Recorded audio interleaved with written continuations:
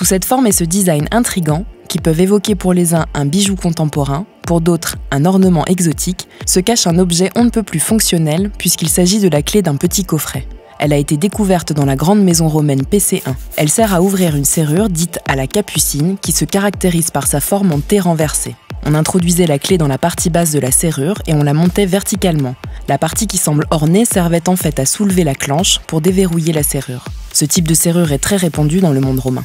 Plus globalement, les clés sont parmi les objets les plus typiques des oppida. Leur diversité montre qu'une grande gamme de mécanismes était disponible. La serrurerie est donc un domaine d'innovation technique à l'époque de Bibracte. Elle dénote le souci grandissant de préserver ses biens de la convoitise d'une population urbaine de plus en plus nombreuse.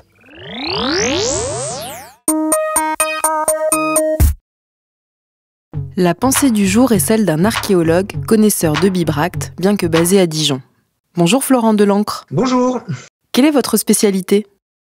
Alors, je suis un archéologue spécialisé sur le monde antique et qui travaille sur les matériaux et modes de construction romains en Gaule. Je m'intéresse plus particulièrement aux changements dans les modes de construction entre le IIe siècle avant Jésus-Christ et le IIe siècle après Jésus-Christ, puisque les Gaulois et les Romains construisaient différemment. Les Gaulois qui vont construire en matériaux périssables, terre crue, bois, chaume, alors que les Romains vont plutôt construire avec des matériaux durs comme la pierre, la terre cuite architecturale dans les toitures et dans les murs, ou encore le mortier de chaux en tant que liant des maçonneries. Quel est alors l'intérêt des matériaux de construction romains en archéologie ? Il y a beaucoup d'intérêt. C'est des matériaux qui n'ont pas toujours été regardés, puisque finalement, ils n'apportaient que des questions architecturales, mais en fait, il y a tout un ensemble de connaissances qui sont apportées par ces matériaux découverts sur les sites, avec des questions qui vont être tout simplement de l'ordre économique, avec les ressources géologiques qui sont exploitées pour fabriquer ces matériaux. Ce sont des matériaux qui vont en fait être produits dans des ateliers à proximité plus ou moins grande des sites où ils vont être utilisés. Et donc, on a toute une organisation et une gestion du territoire qui se met en place autour de cette production. Mais on a aussi donc des connaissances techniques architecturales avec finalement la transformation des habitats pour accueillir ces matériaux de construction romains. Et il y a aussi des questions qui vont être finalement le cœur de ma recherche, qui est l'intérêt culturel que portent ces matériaux. Puisque finalement, en intégrant ces matériaux de construction dans les bâtiments, on va transformer ces bâtiments et donc finalement un peu l'image de la société gauloise qui est en cours de romanisation. Qu'est-ce que nous apprend Bibracte sur ce sujet ? Le cœur de mes recherches de thèse au départ, et qui sont encore mes recherches actuelles, ça avait été au départ le nord-est de la Gaule, donc la région actuelle du Grand Est et la Bourgogne-Franche-Comté. Bibracte, dans tout cet ensemble-là, c'est un des sites les plus précoces d'intégration de matériaux romains dans un contexte gaulois qui est avéré. Et ça, c'est quelque chose qui n'est pas très étonnant puisque les Éduins, le peuple occupant Bibracte, est un peuple qui est très proche, en fait, de Rome. On connaît par les textes antiques qu'ils étaient considérés comme frères et de même sang par les Romains.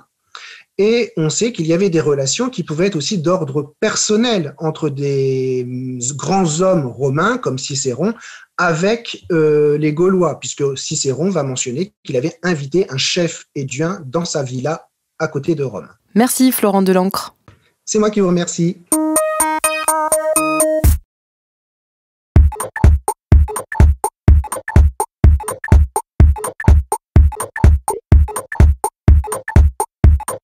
Et si aujourd'hui, nous apprenions à regarder les nombreux arbres qui peuplent le mont Beuvray d'une manière à la fois inédite et mystérieuse ?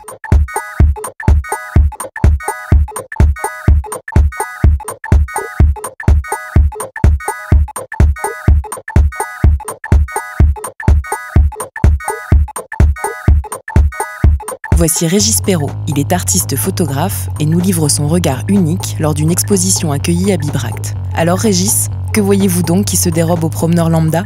Alors très souvent, c'est inspiré soit par la littérature, soit par la peinture ou voire même le cinéma. Bibracte, c'est une ville engloutie sous la forêt. Pour moi, il y a même un côté presque Atlantide, je dirais, cité disparue, qui m'a intéressé dans la mesure où les photos que je faisais, le travail que j'ai démarré avec les arbres, était quand même très très intime et aussi très presque mystique. Quand on évolue sur les hauteurs de Bibracte, sur le plateau de Bibracte, on sent que la forêt est habitée, que l'on n'est pas seul.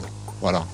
Et donc c'est ce que j'ai voulu, moi, aller chercher au plus profond des arbres. Un jour, à Autun, chez un bouquiniste, j'ai vu l'ouvrage de Dante, illustré par Gustave Doré, qui était ouvert en devanture, et justement sur le 7e cercle. Le 7e cercle de l'enfer de Dante, c'est les damnés, donc ceux qui sont condamnés à l'enfer, sont transformés en arbres. J'ai acheté le livre, évidemment, tout de suite, spontanément, comme ça. Après, toutes ces gravures là m'ont réellement fasciné et m'ont vraiment conforté dans l'idée d'aller voir un petit peu, d'aller rechercher un petit peu au cœur des arbres ce qu'il pouvait y avoir. Je photographie des esprits, des damnés, des gens qui ont été vivants et qui se retrouvent réincarnés en arbres. Ça peut être très beau, mais aussi terrifiant. Alors moi, j'ai parlé de transe, un état un peu bizarroïde, dont j'ai tiré une force créatrice, mais dont il faut aussi savoir se sortir à un moment donné, parce que sinon vous devenez fou. Moi j'en tire aussi beaucoup de poésie, beaucoup de rêves. J'ai avec les arbres une relation particulière.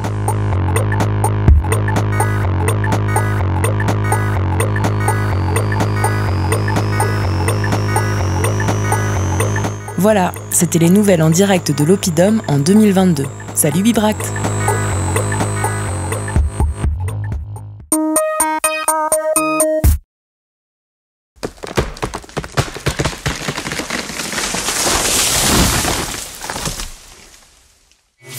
C'était donc le son du jour. Si vous avez trouvé de quoi il s'agit, rendez-vous sur nos réseaux sociaux pour nous donner votre réponse. Il est temps de se dire au revoir et à bientôt, à Bibracte, ou sur notre site web bibracte.fr. Sois véloce!